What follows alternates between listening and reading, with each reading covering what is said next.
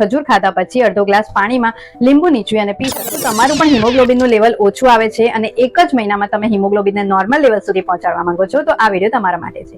બધાને જ ખબર છે કે હિમોગ્લોબિન વધારવું છે તો આયર્ન રીચ ફૂડ ખાવું જોઈએ, એટલે કે પાલક, બીટ, ટામેટા, નટ્સ, દાળ એ બધું ખાવું જોઈએ.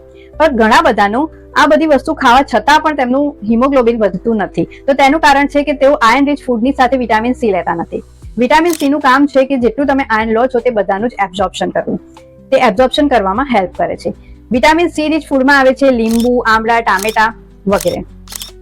હવે જો તમે દરરોજ આયર્ન રીચ ફૂડ ખાઓ અને તેની સાથે લીંબુ નીચવીને ખાઓ, લીંબુ બેસ્ટ ઓપ્શન છે જે બધાના ઘરમાં અવેલેબલ જ હોય છે, તો તમે બધી જ વસ્તુઓની સાથે આયર્ન રીચ ફૂડની સાથે ઉપરથી લીંબુ નીચવીને ખાઓ તો તે તમારા આયર્નને પૂરેપૂરે એબ્ઝોર્પ્શન કરવામાં હેલ્પ કરશે. હું તમને કેટલાક ઓપ્શન આપું છું, તેમાંથી કોઈ પણ એક ઓપ્શન તમે પકડી અને ડેઈલી જો 1 મહિના સુધી લેશો તો તમારું હિમોગ્લોબિનનું લેવલ બિલકુલ નોર્મલ આવી જશે.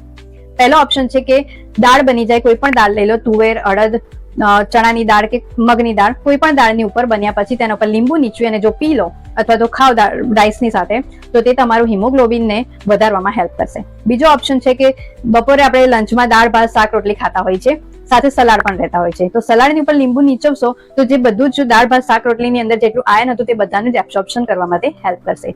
ત્રીજો ઓપ્શન છે કે તમે દરરોજ તલના લાડુ ખાઈ શકો છો, કારણ કે તલના લાડુમાં તલ અને ગોળ હોય છે જે બંને આયર્નથી ભરપૂર હોય છે. હવે તલના લાડુ ખાધા પછી તમે અડધો ગ્લાસ પાણીની અંદર લીંબુ નીચવીને પી શકો છો, જેથી તે આયર્નને પૂરેપૂરું એબ્સોર્પ્શન કરવામાં. ચોથો ઓપ્શન છે કે તમે કઠોળની ઉપર લીંબુ નીચવીને ખાઈ શકો છો. કોઈ પણ કઠોળની અંદર આયર્નનું પ્રમાણ વધારે જ હોય છે, ઉપર લીંબુ નીચવશો તો તેનું પૂરેપૂરું એબ્સોર્પ્શન થશે, તો તમે તે પણ ફોલો કરી શકો છો. અને ફિફ્થ ઓપ્શન છે કે તમે દરરોજની 2 ખજૂર ખાઈ શકો છો અને ખજૂર ખાધા પછી અડધો ગ્લાસ પાણીમાં લીંબુ નીચવી અને પી શકો છો, એટલે તમારો આયર્ન પૂરેપૂરો એબ્સોર્બ થઈ જશે.